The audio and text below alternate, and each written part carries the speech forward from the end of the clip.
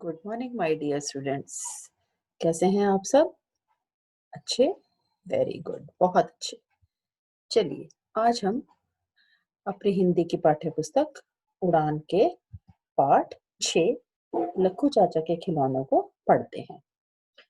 बच्चों, ये एक भावात्मक कहानी अर्थात इस कहानी से भाव निकलता है। बच्चों,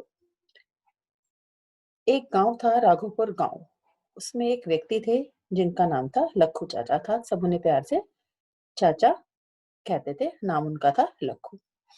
वो अपने मिट्टी से बहुत प्यारे-प्यारे खिलौने बनाते थे। शेर, भालू, हाथी, घोड़ा, तोते, कबूतर आदि। और फिर उसमें इतना अच्छा रंग भरते थे कि उन्हें देखकर ऐसा लगता था कि जैसे ये बिल्कुल सजीव हो। सजीव का अर्थ होता है जानदार, जिसमें जान हो। और वो इतने अच्छे लगते थे कि बच्चे उनको पाने के लिए ललक उठते थे अर्थात ललचा जाते थे। जब भी कोई उनसे पूछता था कि आप सिर्फ क्या यही काम करते हैं? तो वो बड़े हँसकर जवाब देते थे कि हाँ, माँ-बाप तो बचपन में ही गुज़र गए थे और जब से मैंने होश सँभाला है, मैं तो सिर्फ यही काम करता आ रहा हूँ।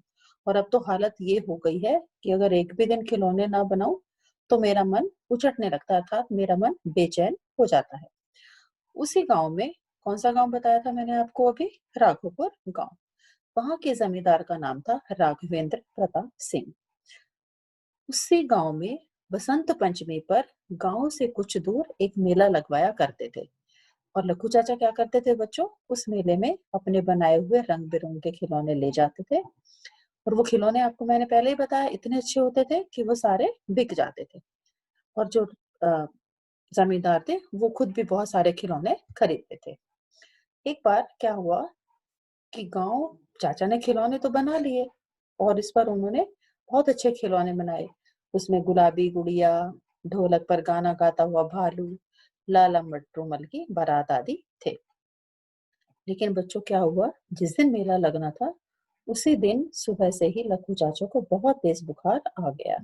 अब उनके पास डॉक्टर को दिखाने के लिए और दवाई के लिए पैसे ही नहीं थे। तो ये जब सारी बात खिलौनों ने देखी तो उसमें जो एक भालू खिलौना था, उसने बाकी खिलौनों से कहा, भाई लोग, तुम लोग क्या कहते हो कि हमें लक्कू चाचा की मदद करनी चाहिए?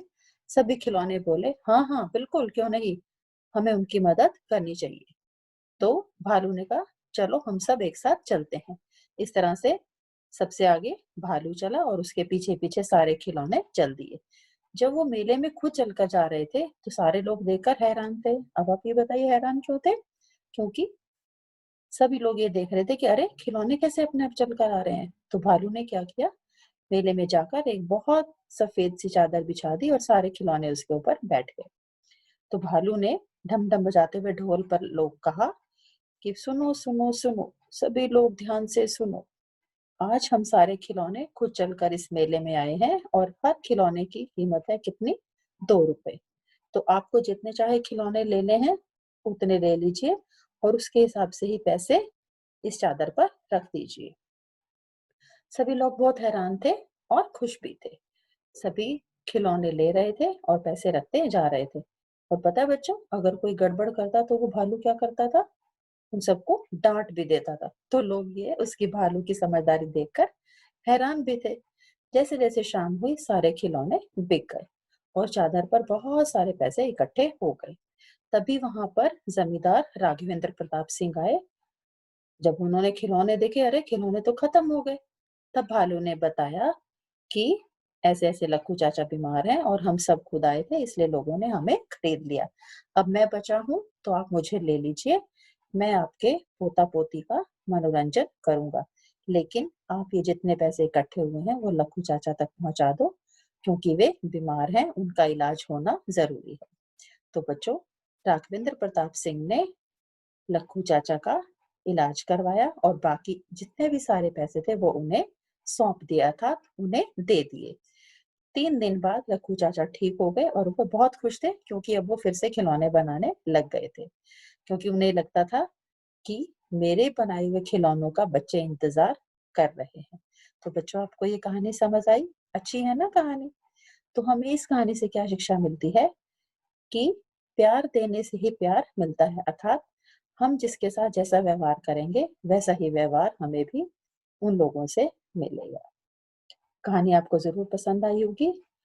आप इस कहानी को दोबारा से ध्यान से पढ़िए, समझिए और इसके साथ दिए गए कार्य को अपनी उत्तर पुस्तिका में साफ-साफ शब्दों में लिखिए। घर पर रहिए, स्वस्थ रहिए। Thank you.